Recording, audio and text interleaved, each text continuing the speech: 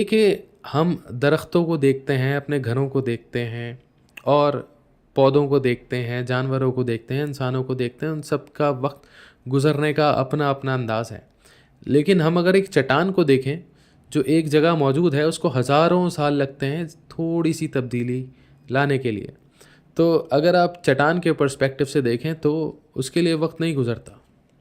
चट्टान वक़्त से बहुत हद तक बेनियाज़ हो गई होती है क्योंकि वक़्त उस पे बहुत कम असरअंदाज़ होता है। तो इससे हमें ये अंदाज़ा होता है कि वक़्त का गुज़रना हर एक के लिए एक जैसा नहीं होता। डिपेंड इस पर करता है कि उस चीज़ में तब्दीली कितनी वाक़ई होती है। जब हम ख़ालिक का तज़किरा करते हैं तो यहाँ ये बात हमें ज़हन नशीन कर लेनी चाहिए। हम एक ऐसे ख़ालिक की बात कर रहे हैं जिस पर किसी किस्म की कोई तब्दीली असरअंदाज़ नहीं होती। उसकी ज़ात में ज़र्रा बराबर कोई फ़र्क नहीं आता। वो जैसा हमेशा से था वैसा ही हमेशा